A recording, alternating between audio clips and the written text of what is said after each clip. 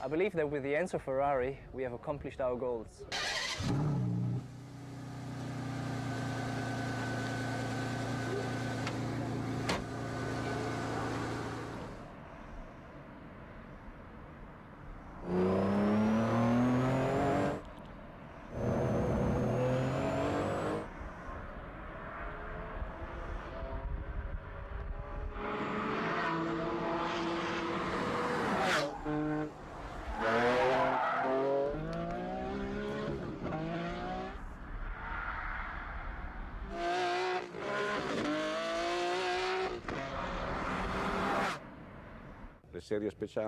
For Ferrari, special series cars demonstrate to our clients the level of technical and technological advancement we have attained.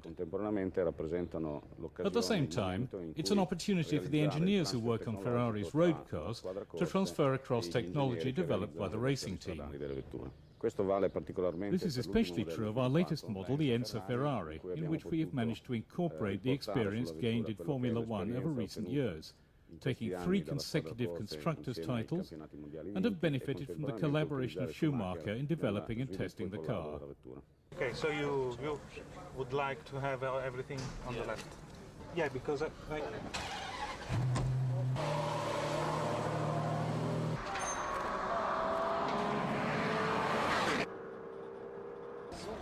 have a very good view here, because the screen is quite low.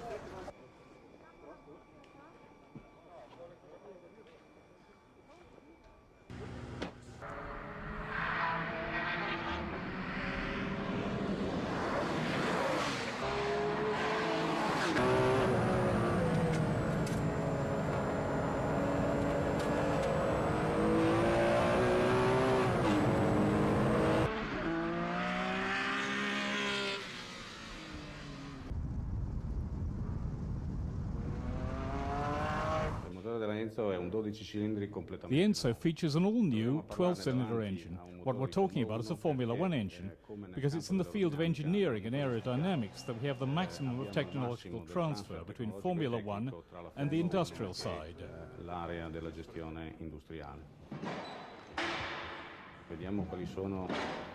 Let's take a look at the points that I think are the most important for this new engine. First and foremost, the specific power output, which, like all Ferrari engines, is very high. 110 horsepower per litre. That's an absolute record for a 6-litre engine. There are no other cars in the world with such power. The second point I think should be emphasized is that in the design and development of this car, a lot of importance has been given to reducing reciprocating masses. This is the case of the conrods, which are in titanium, the pistons, which have been designed to produce a very high compression ratio, the lightweight drive shaft, and the flywheel and clutch, which both feature a smaller diameter. Third and last of the salient features is the torque figure.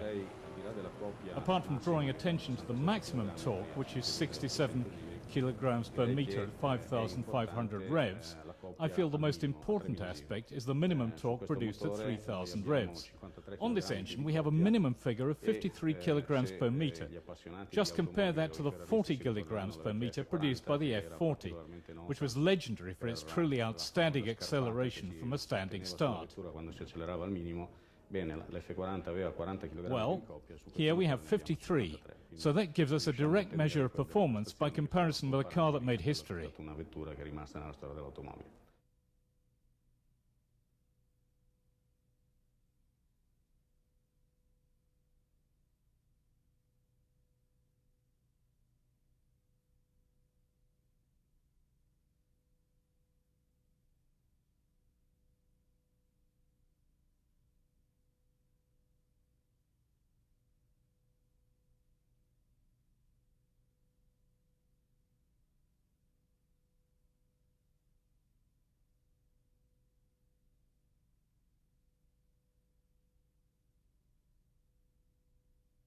The results we achieved have also been made possible by exploiting the presence in the design team of suppliers dedicated to developing components that are essential to the car's performance.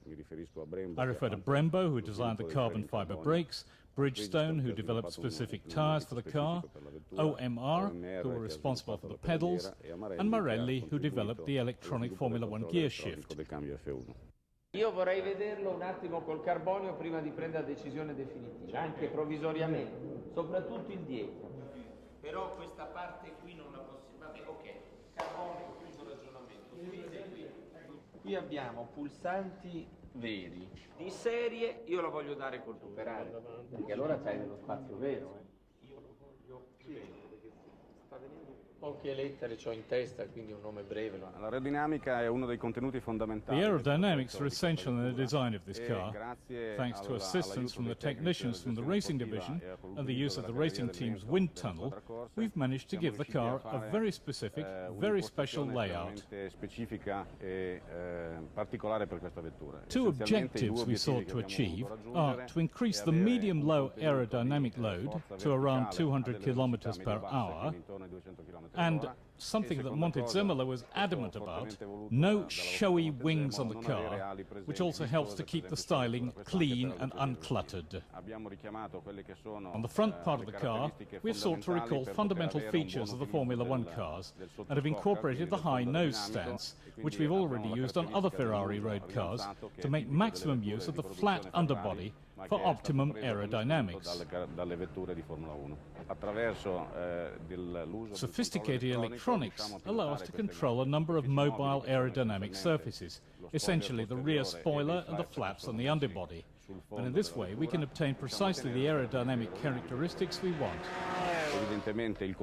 Of course, perfecting the electronics and all the characteristics needed to ensure a correct aerodynamic setup under all road conditions required considerable use of the wind tunnel. Indeed, we spent around 2,000, 3,000 hours on aerodynamic development alone.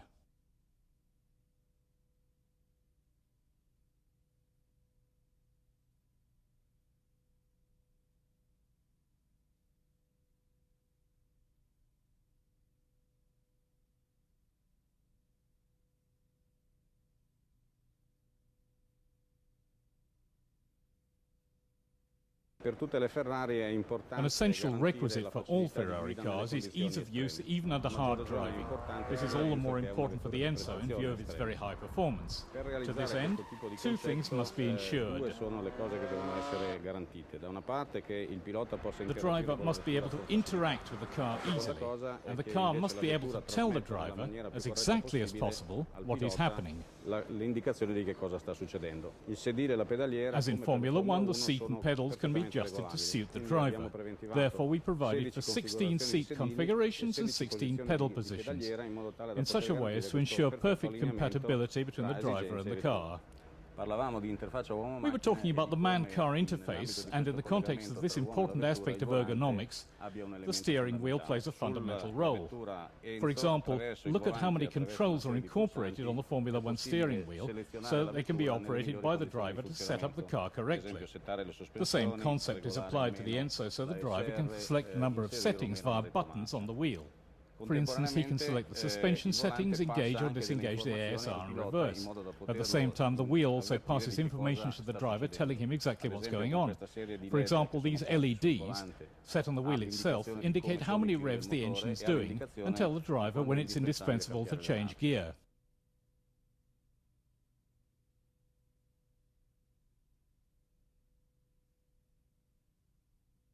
It really is an exceptional car.